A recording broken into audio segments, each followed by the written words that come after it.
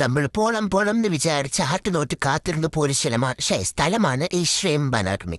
Combo ഫ്രണ്ടിനൊക്കെ പറഞ്ഞ് പോയതാ. അവിടെ പോയപ്പോ ഒരു തേങ്ങാക്കൊലയും ഇല്ല. മെനു എല്ലാം കൂടെ കണ്ട് കണ്ണീന്ന് പൊന്നീച്ച പോയി.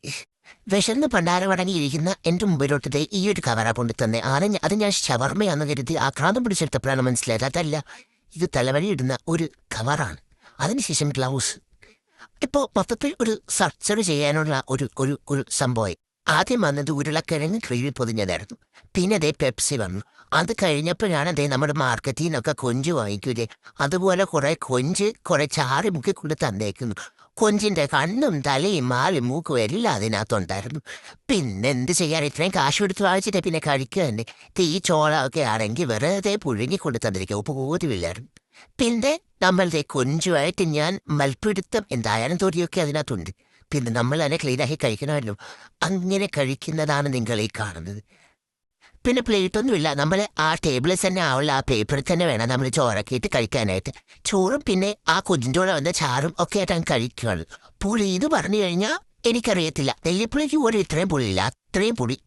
അപ്പോഴാണത് ഈ ചോള എൻ്റെ കണ്ണിപ്പെട്ടത്. അത് എൻ്റെ കണ്ണിൽ തന്നെ പെട്ടു. എന്തൊക്കെ സംഭവിച്ചിട്ട് ഞാൻ എൻ്റെ കൈ അതിനകത്തൊന്നും ഇട്ടില്ല, അതിൽ തന്നെ പിടിച്ചുകൊണ്ടിരുന്നു. എന്നിട്ട് ഞാൻ എങ്ങനെയെങ്കിലും ഒക്കെ അതെടുക്കാൻ നോക്കിയിട്ടൊന്നും ഒരു രക്ഷയില്ല. അവസാനം ഞാൻ എൻ്റെ ആത്മാഭിമാനം എല്ലാം മാറ്റിവെച്ച് ഞാൻ നല്ല കച്ചറായിട്ടൊന്ന് കഴിക്കുകയാണ്. എനിക്കെല്ലാം സഹിക്കാൻ പറ്റും, പക്ഷെ ചോറ് സ്പൂൺ കൊണ്ട് കഴിക്കുന്നത് എനിക്ക് പറ്റത്തില്ലെന്ന് പറഞ്ഞാൽ പറ്റത്തില്ല. ഞാൻ എൻ്റെ മാക്സിമം ശ്രമിച്ചു നോക്കി. ആ കൊഞ്ചൊന്നും എൻ്റെ സ്പൂണിൽ കയറുന്നത് പോലുമില്ല. അവസാനം ഞാൻ എൻ്റെ എല്ലാ ആത്മാഭിമാനവും മാറ്റിവെച്ചിട്ട് കൈകൊണ്ട് തന്നെ കഴിക്കാമെന്ന് വിചാരിച്ചു. അങ്ങനെ ശരിക്കും കൈകൊണ്ട് കഴിച്ചപ്പോഴാണ് എനിക്ക് സത്യമായിട്ടും ആ ഫുഡ് കഴിക്കുന്നു എന്നുള്ള ആ ഒരു സംതൃപ്തി ലഭിച്ചത്. കൈവച്ച് കഴിക്കാൻ തുടങ്ങിയപ്പോൾ തൊട്ട് അടിപൊളിയായിരുന്നു. നമ്മൾ സദ്യ കഴിക്കുന്നവരെ ചെറവറാന്ന് കഴിക്കാൻ പറ്റി. പക്ഷേ ഈ ശ്രിംപ് അനാട്ടമി അത് ആ ഫുഡിനല്ല അവർ പൈസ വാങ്ങിക്കുന്നതെന്നാണ് എനിക്ക് തോന്നുന്നത്. കാരണം നമ്മുടെ നാട്ടിൽ ഇതിനെക്കാട്ടി നല്ല ഫുഡ് കിട്ടും.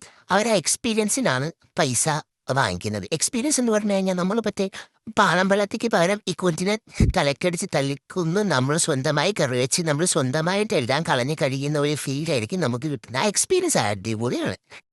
ഈ ടേബിൾ കണ്ടാൽ മനസ്സിലാവും ശരിക്കും ഒരു യുദ്ധം ചെയ്താണ് നമ്മൾ ഈ ഭക്ഷണം കഴിക്കുന്നത്. ശരിക്കും ഒരു യുദ്ധഭൂമി സന്ദർശിച്ചതുപോലെ.